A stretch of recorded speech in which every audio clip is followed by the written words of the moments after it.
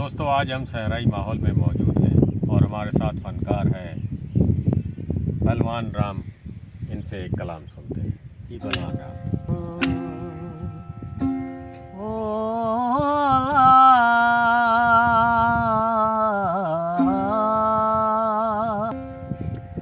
मुझो झुगो बर्बाद करे वञी बिन जो कहीं आबाद।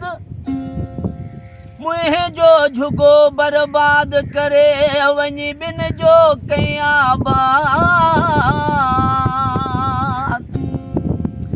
रोज़ थो मुखा नथो विसरी रुगो याही याद। रोज़ थो मुखा नथो विसरी रुगो याही याद।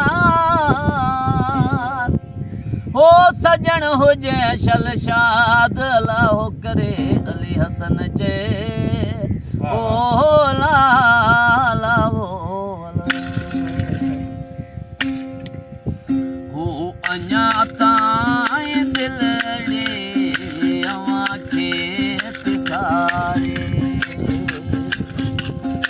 अञा ताईं दिलड़े अवां खे पिसारे। ॾाढो दुख थियो वा ॾाढो दुख थियो वा वेठे तूं विसारे हो वेठे तूं विसारे। अञा ताईं दिलड़े अवां खे पिसारे। अञा ताईं दिलड़े अवां खे पिसारे। मुंहिंजूं लख उमेदूं हुयूं यार तो में। मुंहिंजूं लख उमेदूं हुयूं यार तो में।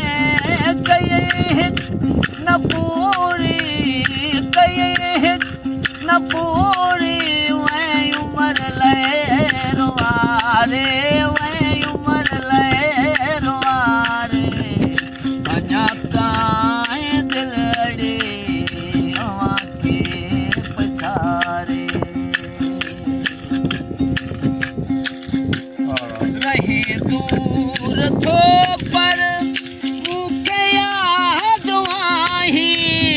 रही दूर थो पर रही दूर थो पर मूंखे याद आही।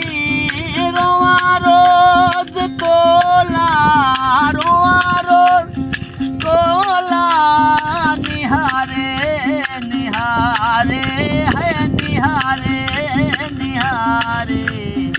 अञा ताईं दिलड़े अवां खे पिसारे। अञा ताईं दिलड़े अवां खे पिसारे। कॾहिं यार क़िस्मत थी मुल्क मुंहिंजे। कॾहिं यार क़िस्मत थी मुल्क मुंहिंजे।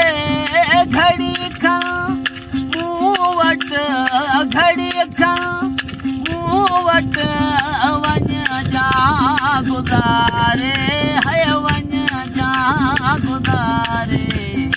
अञा ताईं दिलड़े अवां खे पिसारे।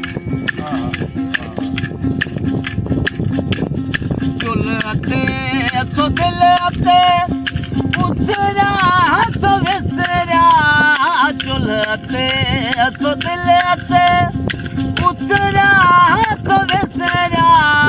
पो जमाली पो जमाली छजो तो विसारे है छजो तो विसारे।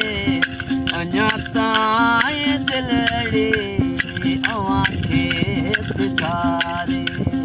ॾाढो दुख थियो वा ॾाढो दुख थियो वा वेठे तूं विसारे है वेठे तूं विसारे। अञा ताईं दिलड़ी अवां खे थी सारे वाह वाह वाह।